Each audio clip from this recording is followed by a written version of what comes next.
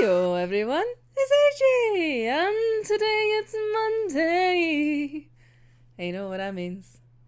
It's Manga Monday! Yeah! So, finally, after months of waiting, like months, I finally have the first volume of Dead Apple.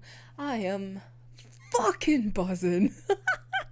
Like, I have been waiting for this for so long and been so annoyed about the fact it took so long for me to get it. But anyway, look at its glory. I'm so happy. And we're going to get so many more. And what a volume to start off with. So, if you don't know, obviously this is Dead Apple. This is basically a manga adaptation of the movie / the light novel. However, with every adaptation, not everything is completely the same for every version.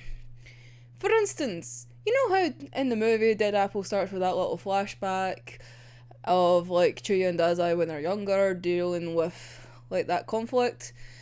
Yeah, that's not in this whatsoever. What we do have is a slight little flashback with Dazai and Oda. So, pain, heartbreak, we have that at least.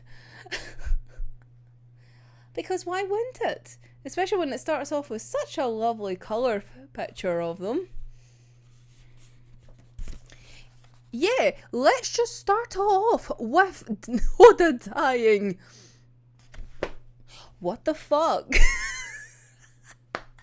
Oh, but one thing's for sure. I love how clean this art style is. It is so nice. Everyone looks so good. Like, so good. Like, damn! But then we just kind of start off with Ashishi basically giving a little mini monologue about like, hey, this is the world that we live in. We have people that are skill users, and I myself am a skill user, and I'm currently trying to find fucking Dazai because he's a little bitch. And mostly Kunakida's told me that I need to go hunt him down. So, if you've seen the movie, basically from there on, like, all the scenes kind of make sense and whatnot.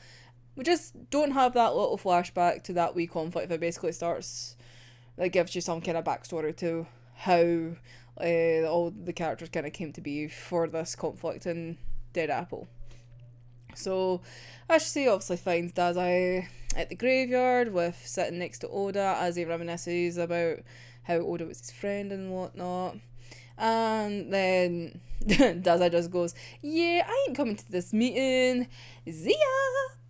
Goes out because he's like, I'm going to try a new suicide attempt. Cool. Which then moves on to when we go back to the ADA and Kurikida's basically explaining the fact that, hey, skill users are like kind of dropping like flies because of their own abilities. Yeah, and getting put down to a mass kind of suicidal thing. Like, okay, this is great fun. And obviously the fact that Dazai's not there, it's just like, great. This is right up his street.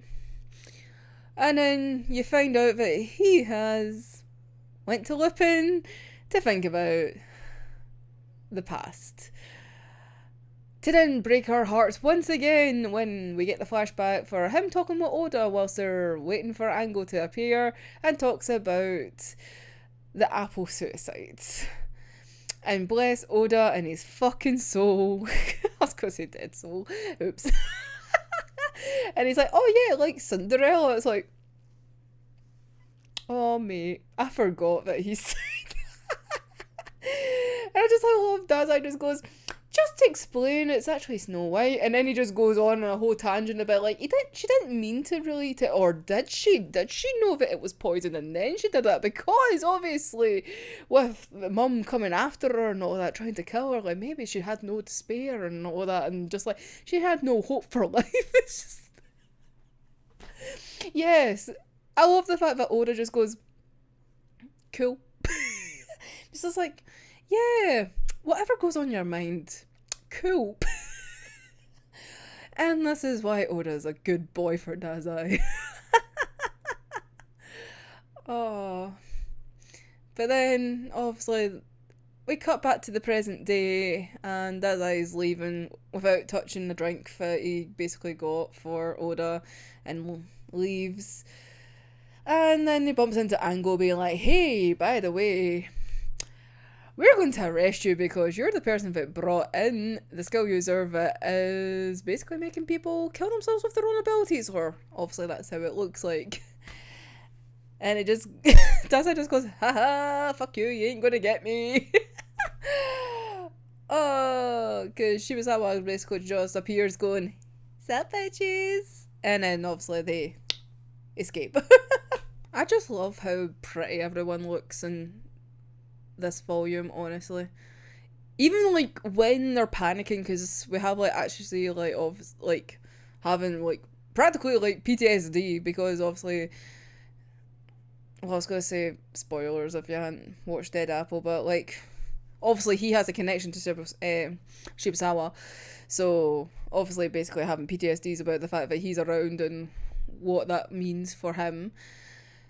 And they still look so good. Like, damn. See the part where Ashishi's having, like, essentially the nightmare about, like, when he was in the orphanage and whatnot, and then he wakes up and, like, obviously, like, ah! And he practically screams out loud. And, like, Koyaka basically comes and goes, well, actually, she knocks politely, being like, hey, can I come in? Are you okay? And then she's like, wait, did you dream of a fog? And then lo and behold, there's the fog that's causing all the fucking issues.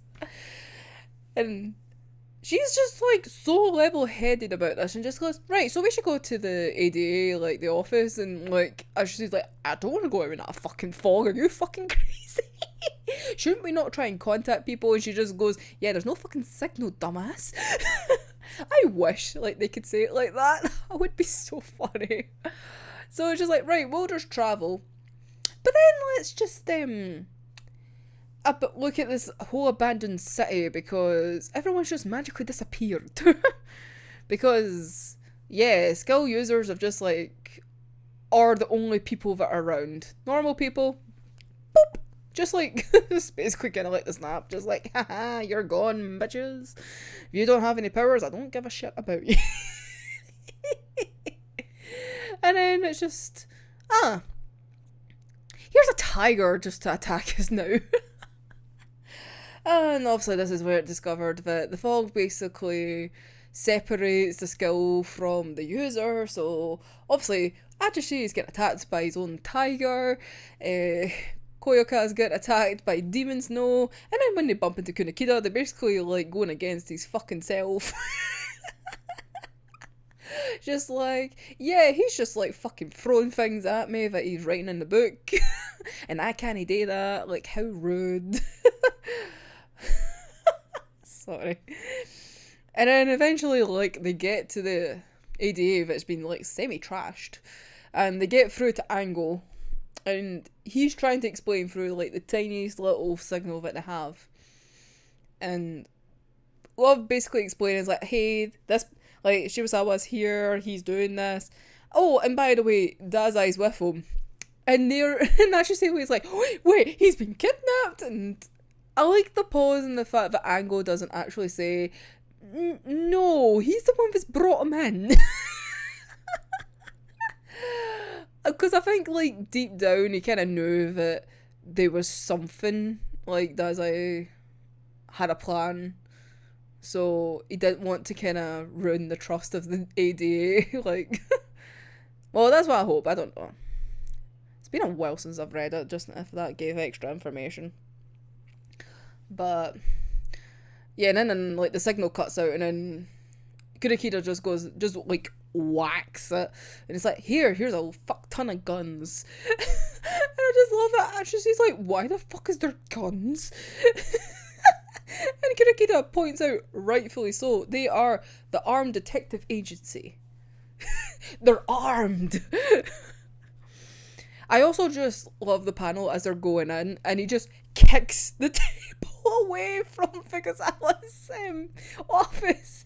And she's just like, what the fuck is going on? just like, yes, Kurakira, high kick. Table goes flying.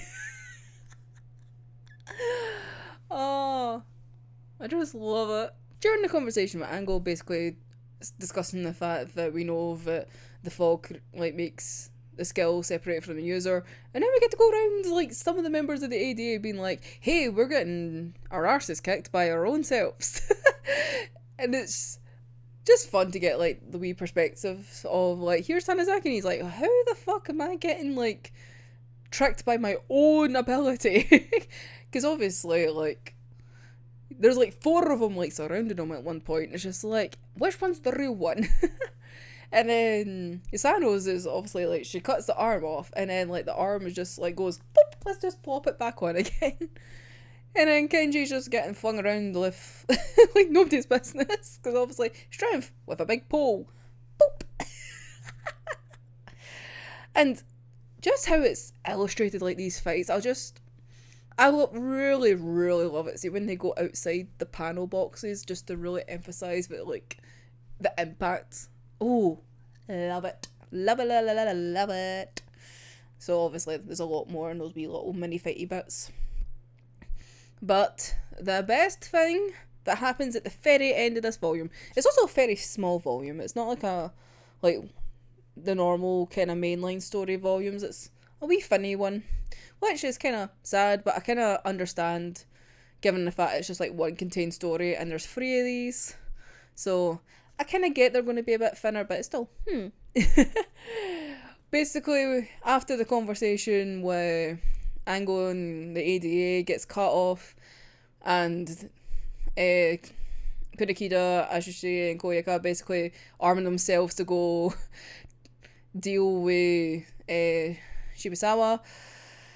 Yeah. We got to Ango in the special division, and basically he goes, right, where the fuck is A5158? And they're like, right, we found him. And it's like, right, what do we tell him? And it's like, oh, Professor Glasses is asking for a favour, and then it's fucking Chuya. It's like, yes, Chuya is so fucking pretty in Dead Apple. Like, that's one of the reasons why I've been so desperate to get a hold of this manga, because Chuya just looks so fucking good.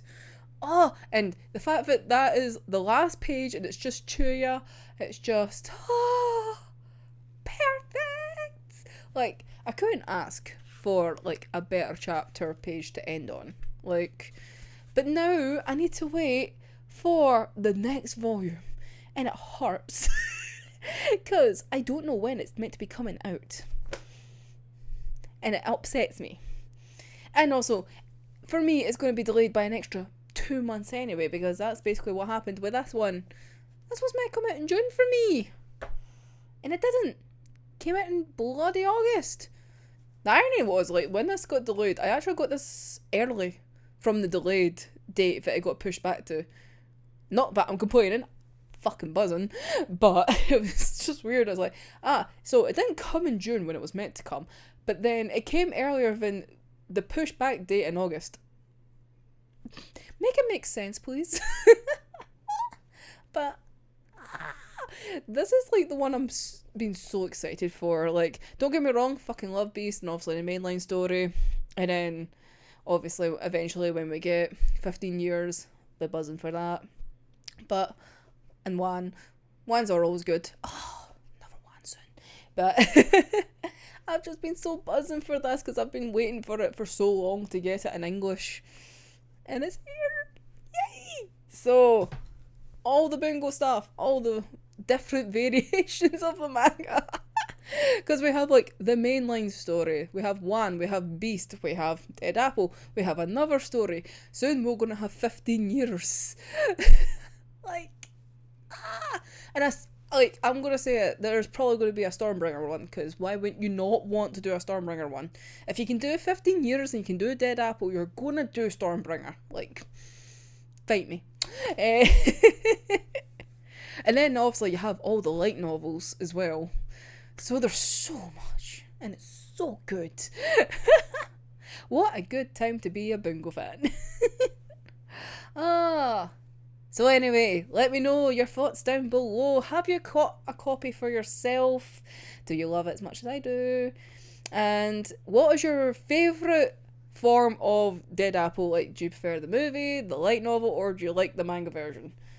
That'll be fun. Let me know your favourite adaptation. Let's go!